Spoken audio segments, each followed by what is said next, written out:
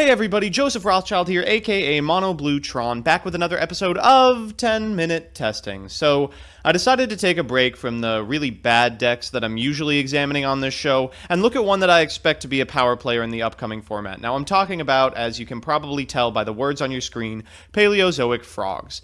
Now, some of you may remember my Paleozoic volcanic video back when the archetype was called Burgastorma. That video was sponsored by Burger King, and unfortunately, as the name changed, I lost my sponsorship. So, this video is sponsored in part by the Paleo Diet.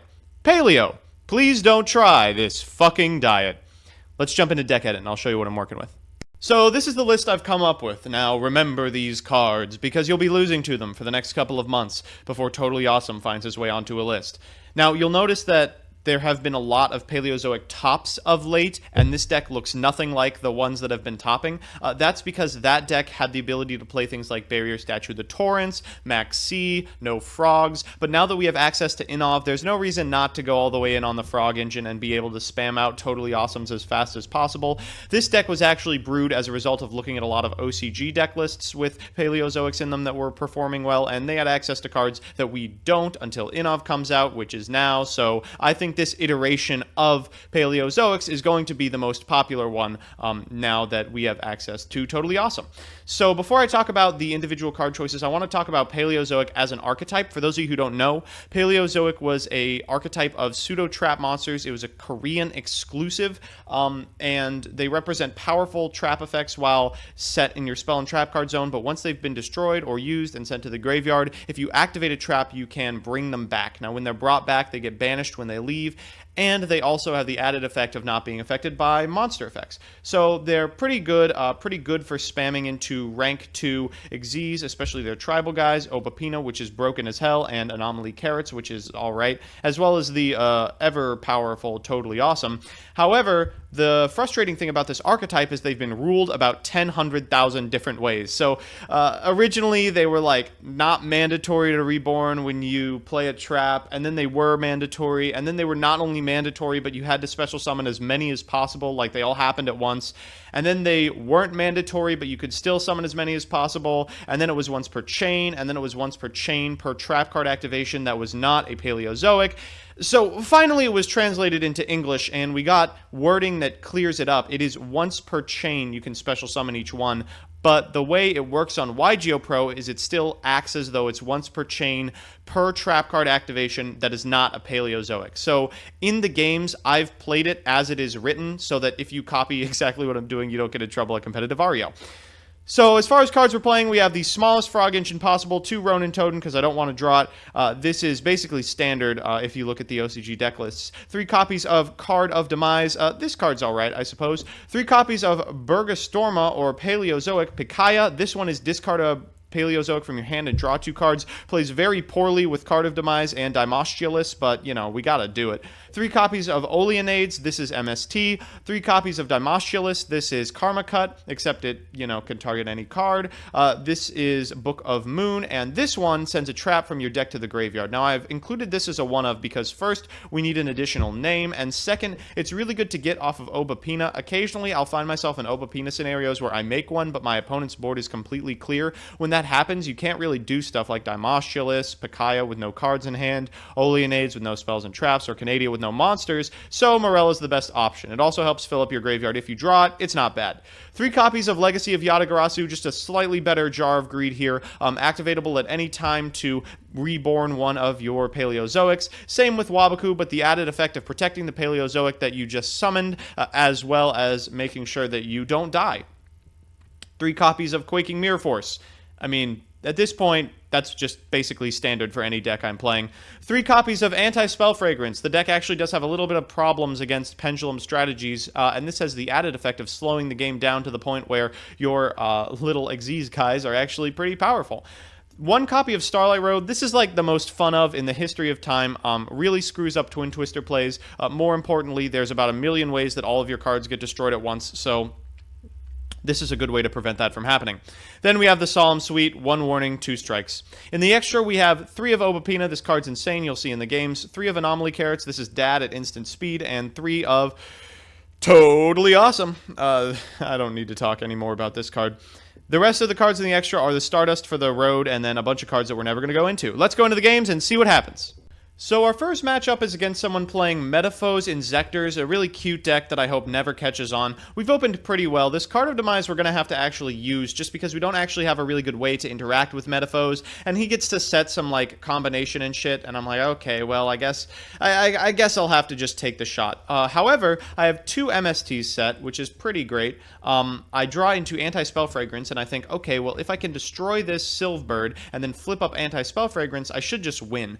So of course he's got Twin Twister. Anti-Spell Fragrance might as well just read your opponent discards a Twin Twister from their hand. He's going to destroy his own combinations so that he can get a Volflame to hand, but I figure, wait a minute, so he has a 1 and an 8. That guarantees he's able to Pendulum Summon, but it's also possible that if I destroy this Volflame, he's not able to really go off. This set card has to be exactly combination for him to be able to destroy a face-up card without burning the card in his hand. If he burns the card in the hand, I'm ahead on advantage, and if the set card is combination, well, you know, I do have another MST set, so I can probably interact with that in a pretty meaningful way too. Like, So I figure I might as well start blowing stuff up and summoning my own cards back. I'm going to start by destroying this Volflame, and he just ends his turn. That sounds really good to me, and I draw a Card of Demise, so I'm like, yeah, let me just go ahead and play Card of Demise. You got it. I draw into absolutely everything I could ever want. He's going to play Gold Driver, and I'm like, okay, sure. I'll destroy that as well and bring back my Oleonades. Since you ended your turn last turn, you had all the same cards in your hand. I feel like you'll do it again. This allows me to go into Obapina. Now, Obapina's busted. I'm going to play Picalia to draw a whole bunch of cards and get Canadia back from my graveyard. Then I'm going to play Morella in order to send a card from my deck to the graveyard. Then I'm going to flip up Ronin Totem and go into Anomaly Carrots. Now, I decided to destroy the set card because I don't know what it is, and I'm not particularly scared of Silvbird because I really have access to anything I could ever want anyway. Worst case scenario, on his turn, I can pop whatever he plays. I do have another Oleonades in hand, so I'll use that to destroy the Silvbird, and then special summon a Picalia back.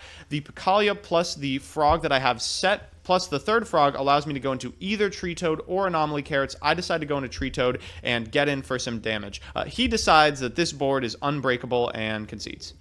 So our second matchup is against Blackwings. I like showing Blackwings footage because it's a deck that you gotta interact with, and it'll interact with you. It's got Icarus attacks, it's got cards that destroy your cards, and it's very good at spamming synchros, so you have to be able to do what you want to it. We've drawn pretty well. We have 2 Solemn Strikes, which is what I like to see. We can play our whole hand, so we will. I just got to keep this footage rolling because this is a long game. He's gonna attack in, figure out it does nothing. At this point, I'm fine with just sitting on this guy. I don't feel pressured to really do anything. He's gonna Maxi, and I'm like, okay, that means the shields are down. It's time to go into Treatoad. Then he flips Solemn Warning, and I'm like, oh, did I just get baited with Maxi? Ugh, I don't like that at all. But it's not a big deal because I still have a Dupe Frog in hand. He's going to try and go off here. He goes into Rankuri, and I'm like, okay, time to Solemn Notice this guy. I have a Waboku and a Quaking, but I don't really want to use either of them because to the best of my ability, I figure I'm not dead until I'm dead, right? So I might as well try and eke as much advantage out of this as possible. Now, I have a Canadia set here, and I set the second Canadia as well. I figure instead of using Quaking, I'm going to try and use Canadia this turn, right? Because if I use Canadia, then I'll be able to use the second Canadia to bring back the first Canadia, and then the Waboku at any time to bring back the second Canadia, and then go into Obapina and be able to win the game. So he's going to play Kalut in order to give his Shura the ability to add a card from his deck to his side of the field. I'm going to Canadia 2 of his monsters, just like I set it out in my head, and get back my Canadia with Canadia. He's going to Maxi, draw 1 card, and I'm like, okay, on my turn, I can Waboku, get the Canadia back, and then do whatever I want. I draw away to special summon Swap Frog, which is really good too. So we're going to see how far we can take this. We're going to start with an Obapina, and the Obapina is going to be able to get another Canadia. I just get Canadia because it's one I can activate on an empty board. This gets back the second Canadia and allows me to go into Anomaly Carrots. So now I have an Anomaly Carrots and an Obapina. I'm feeling pretty good. I've left exclusively the tuners on his side of the field because I don't want him to be able to go into other stuff. He uses Gale the Whirlwind, but surprise, surprise, Anomaly Carrots has effect text. Now, in classic YGO Pro fashion, I was not given priority at the end of his turn, so I couldn't interact with his Icarus attack. He's going to blow up my guys, but not before I chain to his Icarus attack the special summon of Canadia. Now, because Obapina is broken, I can add a Picalia to my hand, draw some cards, make enough materials to go into another Anomaly Carrots, and then use that to blow up the remainder of his board. I also draw an Anti-Spell Fragrance, so I'm going to go ahead and set that card and then activate it in his draw step. that also allows me to get Canadia back, which is really, really good. So now I am in the driver's seat. I have instant speed destruction. I have quaking set. I have recursion. It's really just basically over at this point. I'm going to go into a second Obapina here, just try and extend my lead. Use Morella because his board is empty. Get Canadia. Use Anomaly Carrots' effect to get another trap. Use Ronin Totem to make a Treatoad. So now I have a Treatoad. I have instant speed, single target disruption. I have a Solemn Warning. I have a draw spell that summons a guy, and I have a Quaking. And he decides that he's going to try the Icarus attack one more time because, once again, YGO Pro is great. I don't get the ability to destroy Icarus attack, but I do get the ability to summon stuff when he activates it, and this should be lethal. Okay, well, first I BM, but then it's lethal. Our third match is up against OEM, a deck that, God, I don't miss even one bit. We've opened pretty well, but our opponent is going first, so he's going to go ahead and Sky Iris his way into this game. As always, they've drawn the one of Skullcrabat Joker. This allows him to basically do whatever he wants. I'm still not very concerned because we have a lot of ways to be in this game. We haven't drawn them, but we do have a Card of Demise, and oh, there's one right there, Anti-Spell Fragrance. So our Spell Fragrance is actually pretty good. The Card of Demise lets us discard a bunch of these Paleozoics. I decide to summon one off of Spell Fragrance, hoping that he'll fall for the bluff and I have like a quaking set.